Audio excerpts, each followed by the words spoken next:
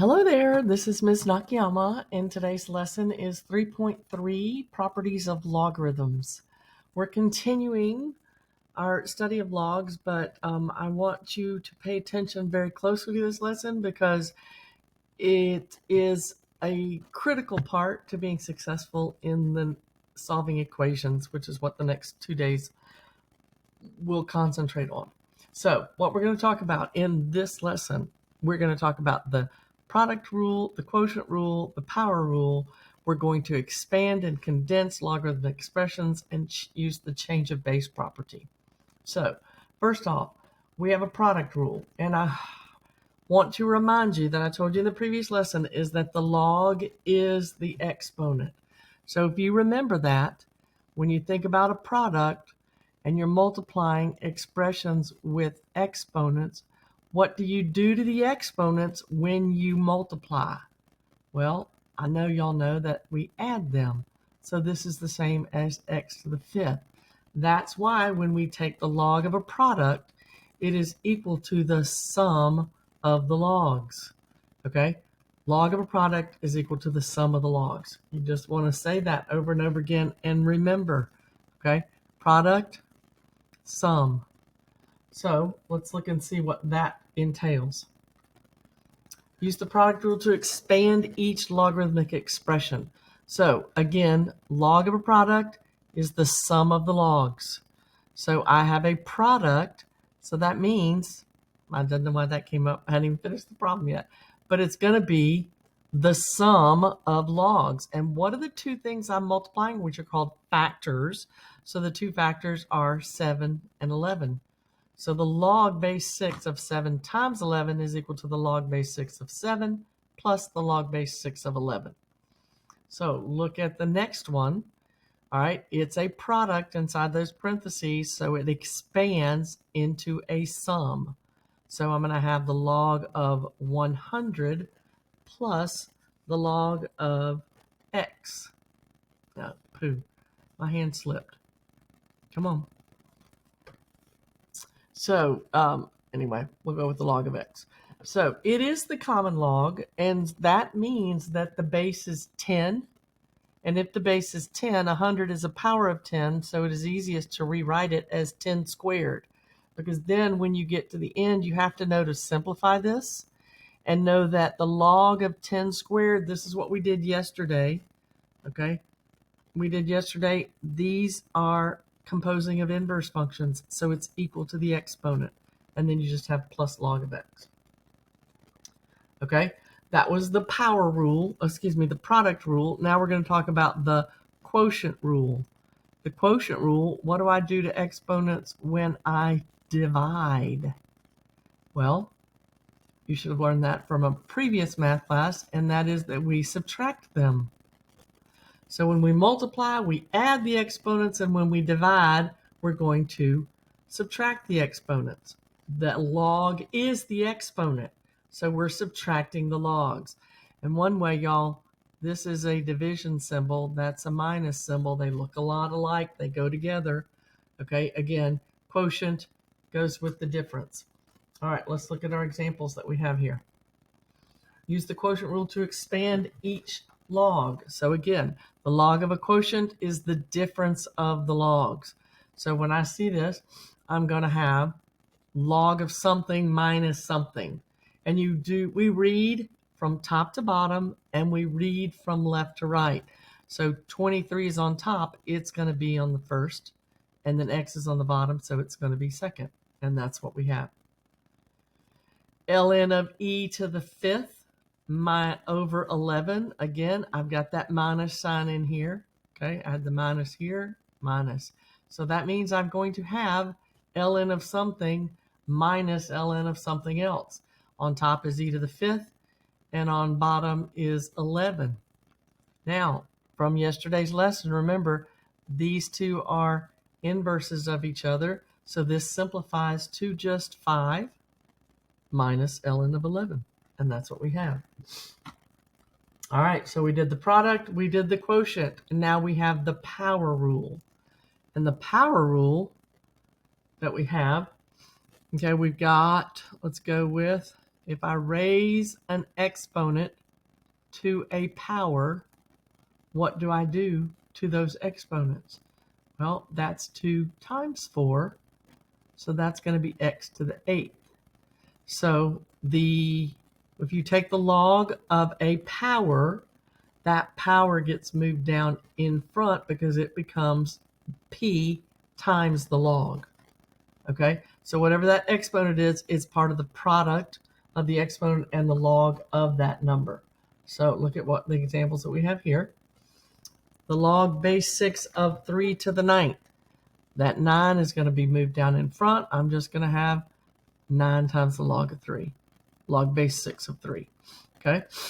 Now this one's a little trickier. ln of the cube root of x. Y'all have to remember that the cube root can be written as x to the 1/3.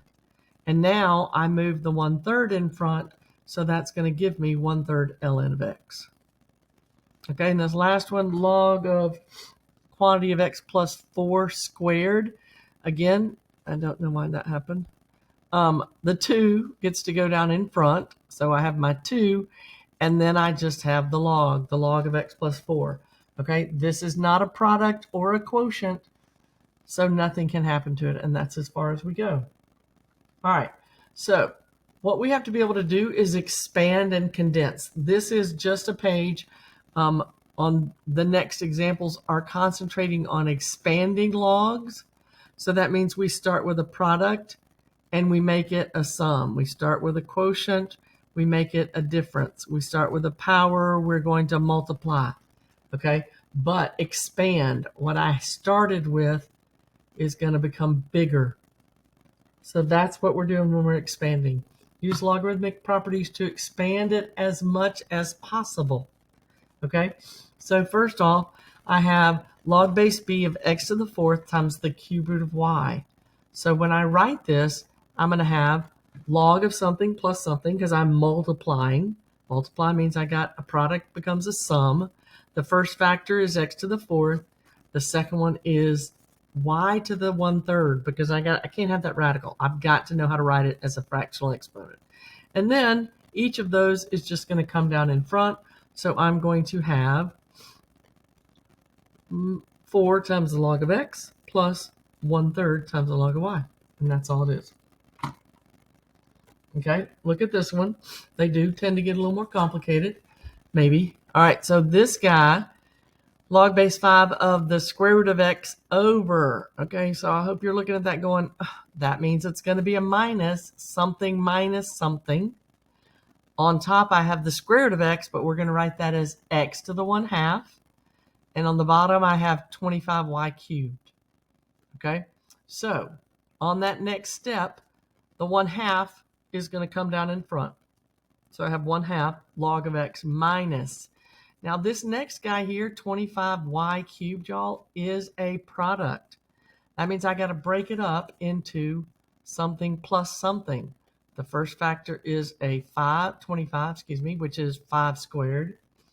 And the second one is y to the 3rd.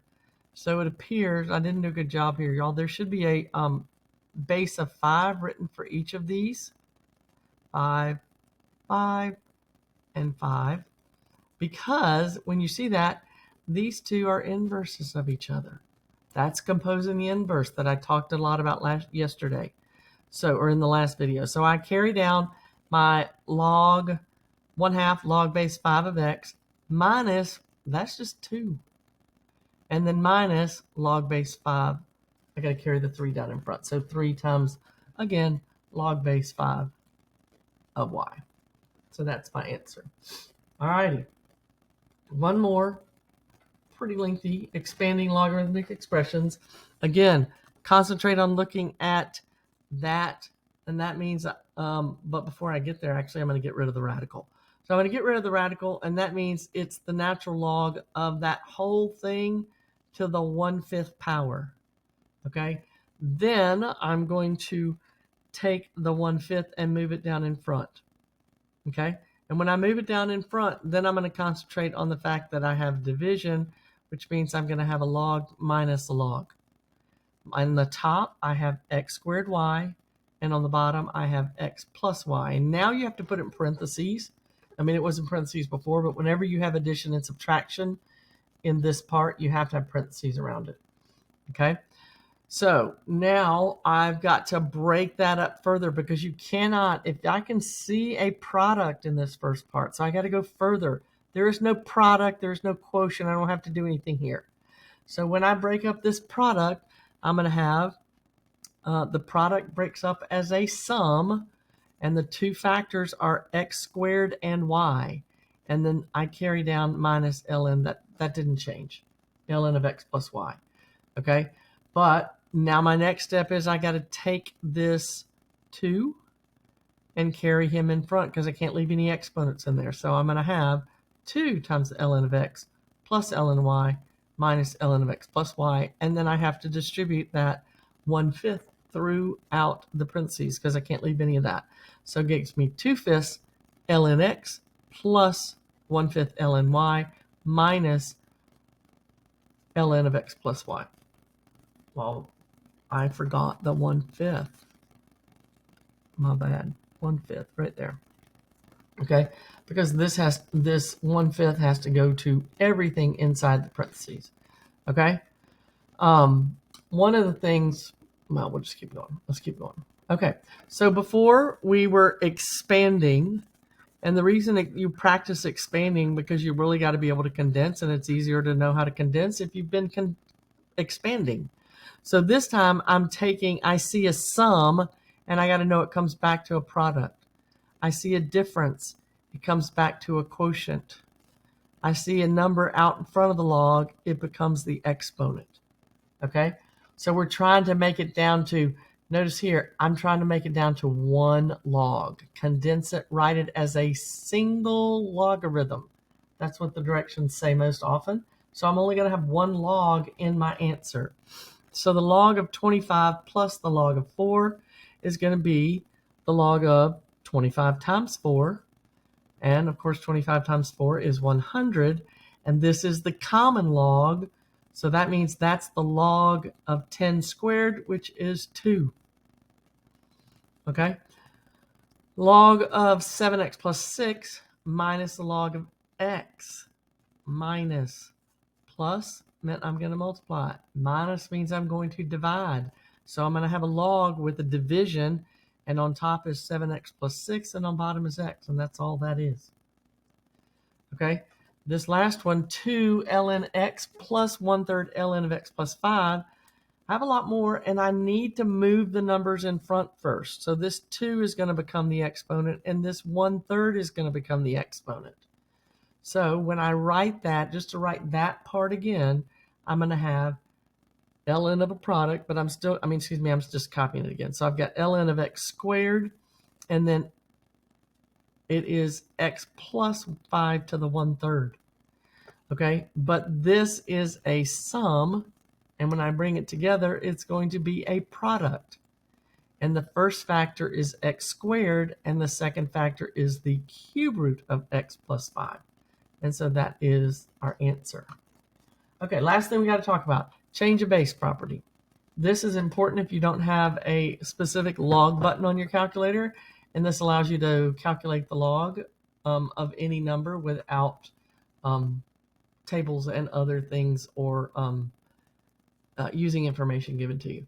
All right, the change of base property tells you that the log base b of m is equal to the log of m divided by the log of b. So pay attention. The big number went on top. Come on, I can't be patient. The smaller number, the little small number, went on bottom. Okay, and you can use it in any base that you want to. So more importantly, what you want to remember is that you're going to be dividing these two logs.